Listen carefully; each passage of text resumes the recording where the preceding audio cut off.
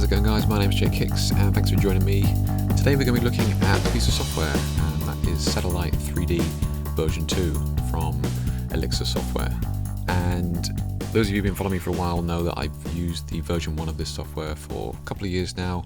Use it in my workshops and also my Technique Tuesdays and articles and that sort of thing, just because it's a great piece of 3D rendering software that enables you to place lights around your environment, get your model in there, set up a pose, chuck your lights in, see what's working, see what's not working, add colors, backgrounds, that sort of thing. And you can do all of that before you actually jump into the studio. So it's a great way of actually getting a better idea of how things are going to look before you start fumbling around with all the lights in a big studio, wasting time and that sort of thing. So this is version 2. Like I said, it's been out a week or so. I've had a chance to play around with it for a little bit, and I just wanted to put together a video of my thoughts and sort of first impressions, really. So what I'm going to do, rather than actually sort of list out all the features and different things that it can do, what I'm going to do is actually just jump into the software, open it up, and start creating some lighting setups, and just really talk through my thoughts, how it works, some of the things that you might need to know, and little tips and tricks of how to get the most out of the software. And whilst we're doing that, we will likely come across elements that are brand new to this version compared to the first one, and that sort of thing. There's really two types of people who are going to purchase this: people who already have version 1 like me, and people who don't own either. So it'll be good to get an idea of what version 2 is good for, if it's right for you, do you need it if you already have version 1, that sort of thing. So let's jump straight into this one. So to begin with, like I said, just opened it up, and at the start there you saw I had the opportunity to, small, large, medium room, that sort of thing, and we can adjust all that here as well, so it's not fixed, but it does mean that we can type in exactly the room dimensions or the studio dimensions that we're going to be in. And that may not seem that important, but one of the things that I've noticed in version 2 is that the actual light rendering abilities that this software has is far improved, in that it will detect a lot more of bounce light. So I could have this lighting set up in this size room, and the image would look very different compared to if I had a room twice the size, because the light bounces around this environment. It's not just showing you the lighting affecting our model, it's showing you the light bouncing around the environment that we're in far more comprehensively than in the first version, which is, for me, just a huge plus, especially when you're training people and trying to show people how it's going to look in their own environment. So this is just the default settings when we come in. Let's just get rid of some of these and bring in our own setups and lights and start from scratch. So we just come over here, and we can just remove these lights. Let's get rid of this backdrop as well. Let's have a completely clean slate.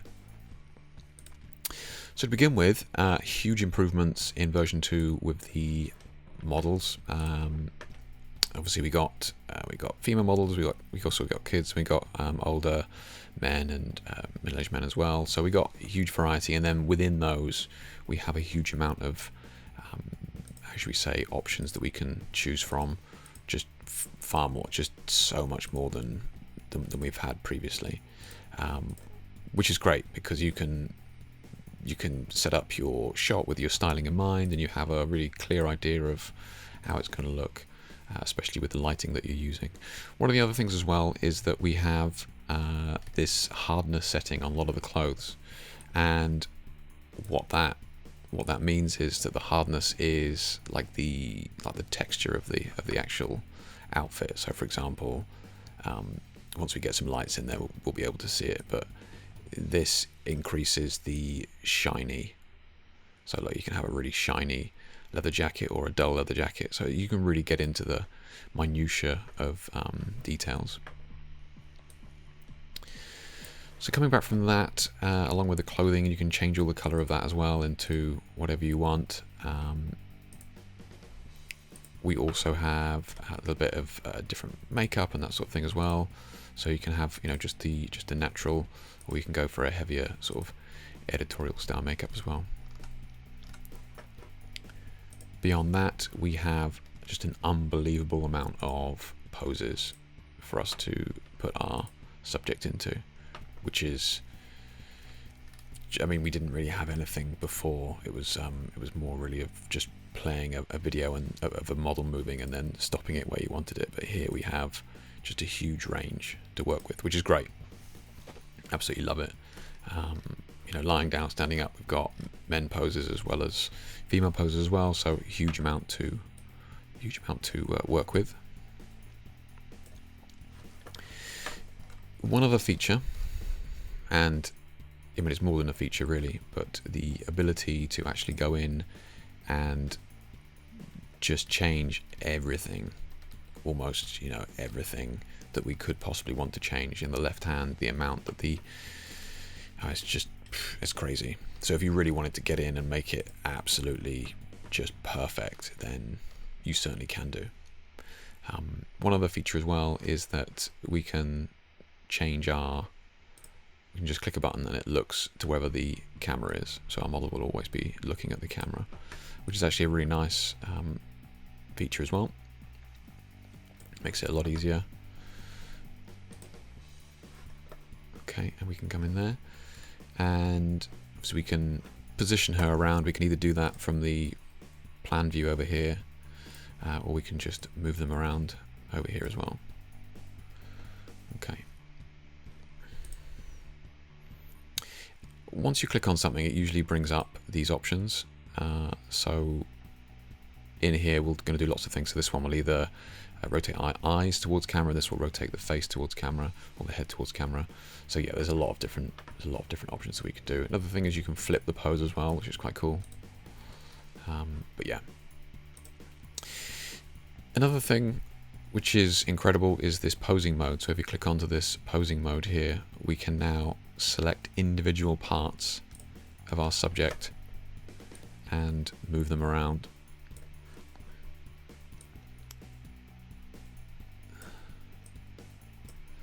So let's have a look. So we can see here the arm and stuff. So I couldn't move the head then because it's locked to the camera. So I think if I unlock it, then we can move our head around. And we can move the legs. This, I mean, this level of customization is incredible, especially if you wanted to get like a real specific look. If you had very complex and very tight lighting, and sometimes there's only a couple of poses that are going to work with it, then this enables you to do it. You don't need to. There's a bunch of just standard poses for you already. Certainly not required, but I mean, phenomenal to have it. Okay, so we've got our subject here in our room, and these tools I'm just using down here enables me to look around the actual space itself. So let's actually just come in, maybe give ourselves some different hair in here. Looking good. I'm actually maybe just have a bit more skin in there just to give us a little bit more contrast on the subject. Let's make sure that jacket is nice and shiny. Okay, so at the moment we're just floating, so we need to bring in something to actually for her to sit on in that pose. So in the prop section down here, we have just a huge amount, just so many different things to look at. For example, we got a whole office spaces in here if we wanted to. Again, this is all new for version 2. We didn't have any of these really before. We just had the basic shapes, which are all still there if you need them, so you can create pretty much whatever you want with those shapes as well. But all these props are just excellent if you wanted to build a set. So we want to get a stool in here.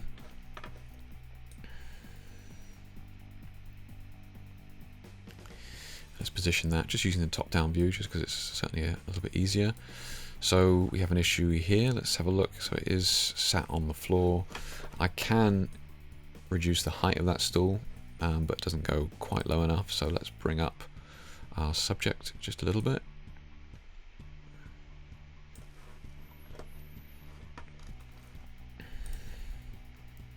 So here we have our position. And let's bring up the height just a touch. Perfect. Okay. So we're looking good. Right, so now obviously we need to start bringing in some lighting, and let me just see, actually, just because I can do, I just want to get a bit more of an interesting pose in there if I can.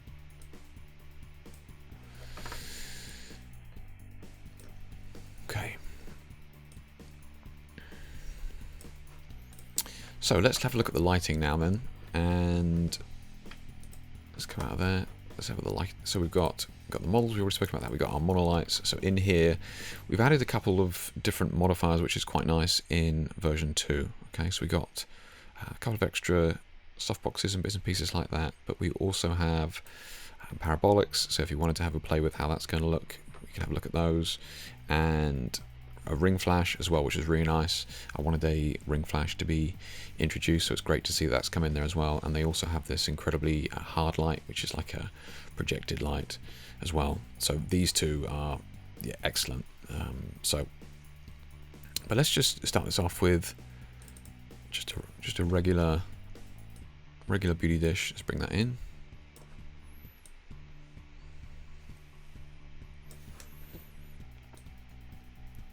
Okay, and let's start looking at where we're going to have this camera. So we can change all the settings of our camera up here. So we got full frame, 3x2, so we can choose our lens, which is fine. Shutter speed, no problem. Let's bring this down to 2.8, something like that. Let's open that up. ISO 100, all good. You can even change the Kelvin as well. So that Kelvin is going to adjust how the image looks in here. It's also worth bearing in mind that you can tweak the actual Kelvin of the lights as well. So there's a huge amount of features in here, which I'll look at in a little bit more detail as we carry on.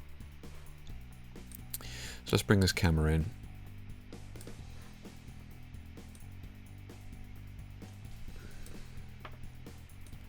And I'm just going to tweak this down a little bit, and let's see. So lens wise, maybe coming in a little bit closer. So we can zoom the lens here.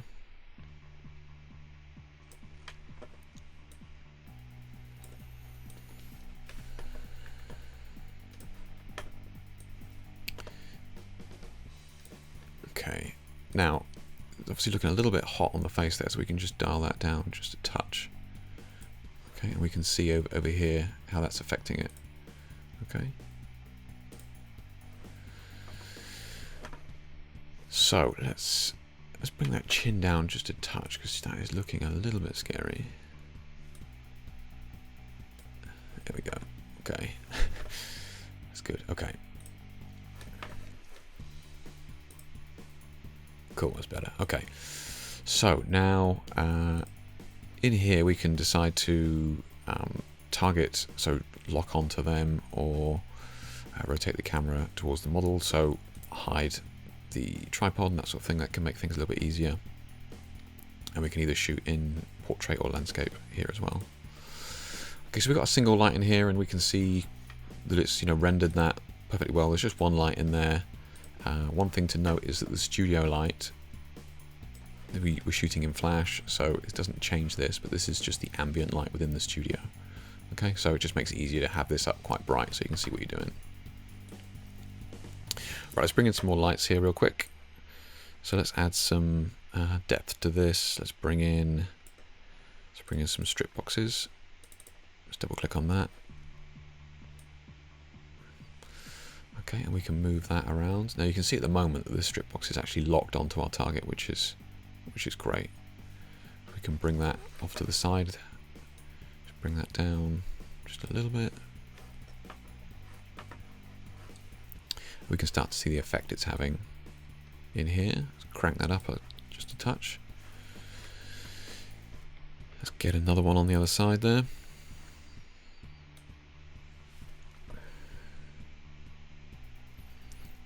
And again, that's locked in there.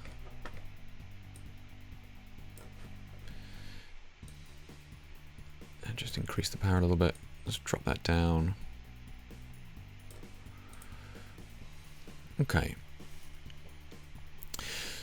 So one nice feature about these as well is that at the moment we can see that we haven't specifically lit our background, but it's very clearly quite bright behind the subject. Now that's fine if that's what you're after, but again, this software is a great example of showing you how light is bouncing around this room, because if these were all black walls, black ceilings, black floors, this wouldn't be lit like that. So we can also try and control our light a little bit. So within here we can come in and choose, so here we can have just a grid on there. I'm just going to control the light a bit more. Let's do the same on the other one. Okay, and remember you can have more powerful heads in this as well. So already that's darkened down that wall a little bit back there. Let's see if the beauty dish has got one of those as well, which it does. Okay, cool. So now we're getting a bit more light control. Okay, now we're getting a lot less light falling on the backdrop. Okay, so we are getting there. We're getting there. Let's see about adding maybe just a little bit of light into the sort of the darker areas down here, because we have a lot of shadow down here, and I just want to, there's just a lot of dense dark areas which I personally feel that we could just open up with a fill light. So let's bring in, we've got a little softbox in here, and let's see if we can't drop that way down onto the floor there. And if some of this stuff is getting in the way, you just come into the set list here and you just turn it off. Okay, so we can see, so you haven't got rid of it, you've just turned off you being able to see it really.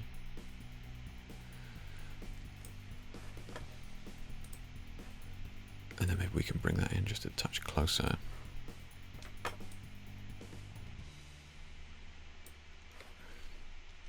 Okay, so at the moment we're just catching the top of that softbox, so let's bring this camera back in, just raise that up a touch. Okay, so at the moment that's looking pretty horrendous, just because we've neutralized sort of any shape or form in this by that fill light just being way too powerful. So we just need to drop the power of that way down. And one feature I like is the fact that if you're not sure what that's doing, then you just select any of these lights and just hit the S here, which is just shows the solo. So that turns off all the other lights in the setup, and this just shows you what that light is doing. Okay, so we're just having a little bit of fill light in here. Okay, click that on again, and you can do that with any of these lights. So with the beauty dish, that's what that's doing. Okay, and you can just turn this off and on just to see the effect that that has in there. We can do it in here as well, so we can see just by turning that on how much extra light we have.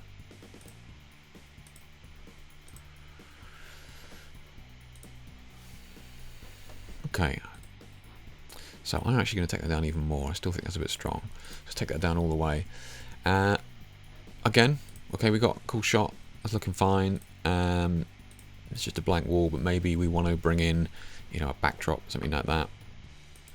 And although in the props we have, props that we can put around them and maybe put some cabinets behind her and that sort of thing, we do also have the ability to put our own custom backdrops in here as well via this picture wall.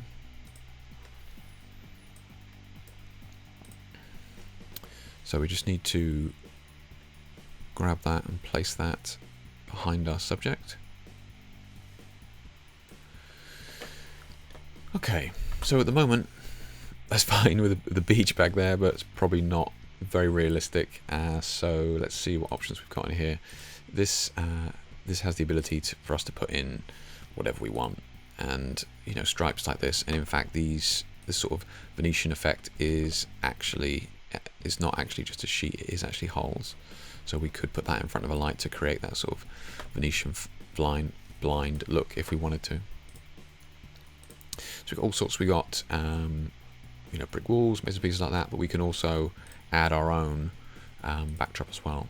So I've already brought mine in. You can just upload any sort of JPEG, and in here, let's have a look. This is just a backdrop that I've made. So and now we can change the shape of that if we want. So we've got here down here, so we can just change that width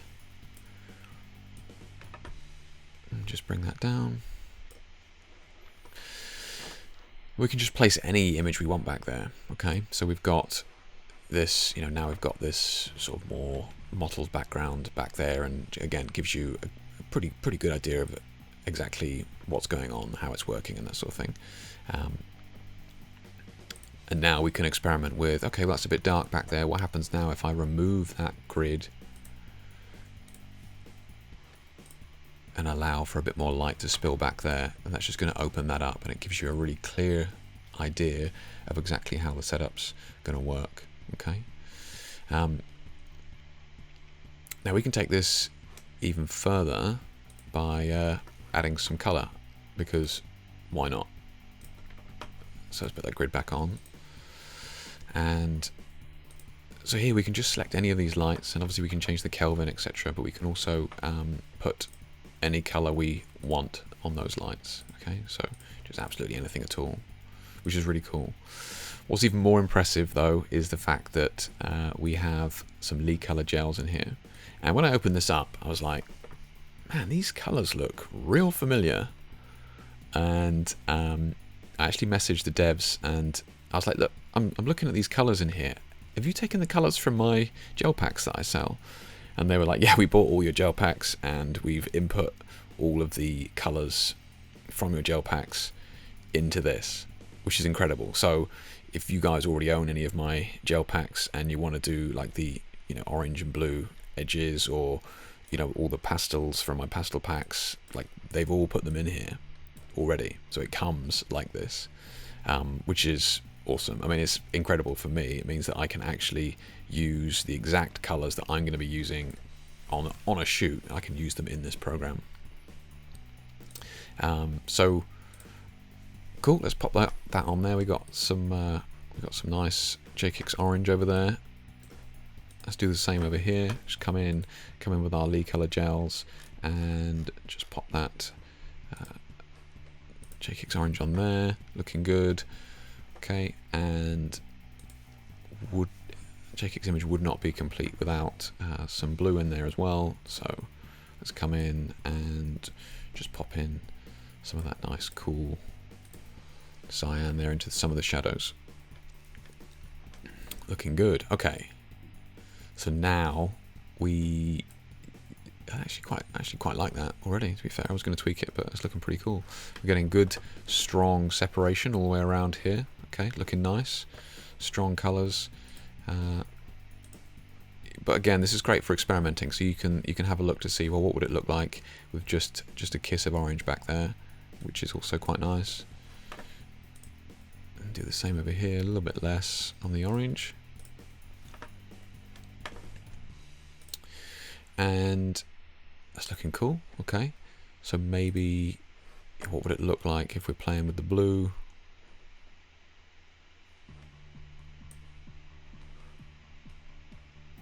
Just add a touch more in there. Nice. Okay, and then I think this background's a bit dark, so what we can do is let's just bring these out just a little bit, and then let's bring our background just a little bit closer to our subject, which will allow just that beauty dish just to spill off back there just a touch more.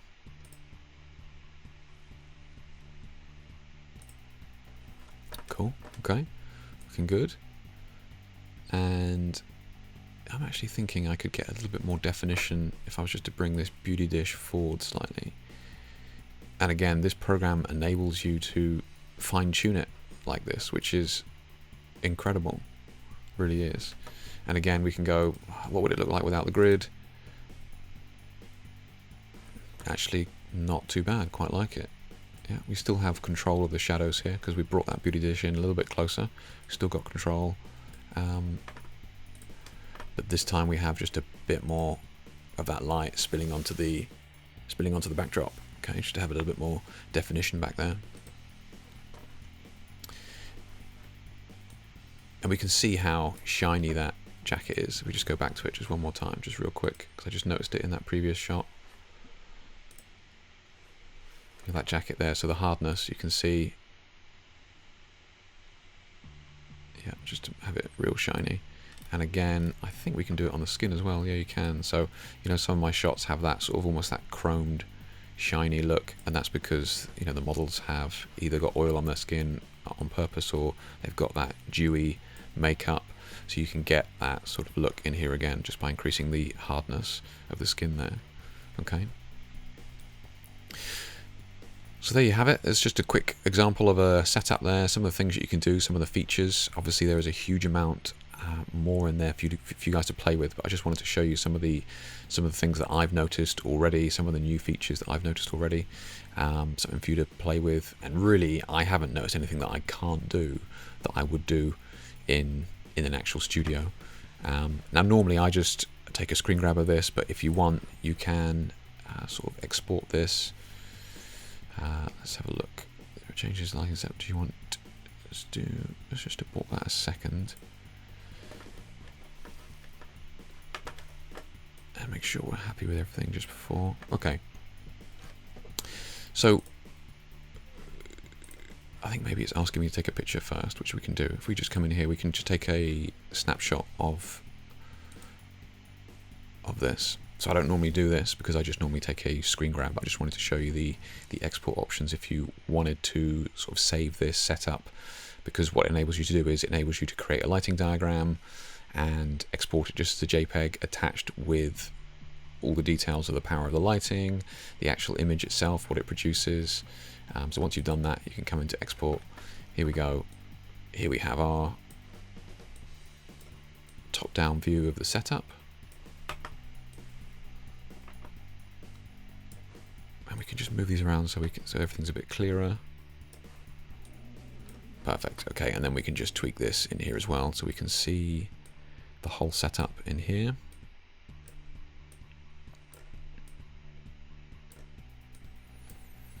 Perfect. Then once you're happy with that, we can either export it as a JPEG or a PDF. And we got some. What else can we do? You can name it as well. Keep an eye out for these. Watch these video tutorials, because if you're stuck on something, normally you can sort of check out a video on how to do it as well. But yeah, once you're happy with that, you can name it as well. So you can come in here and go. Let's have a look. So.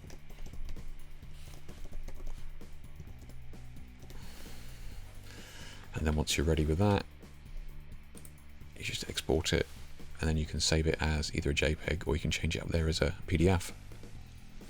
You just export it out, and then you've always got that reference then of everything that was done in that particular setup. Okay, so I'm going to include the links to everything there.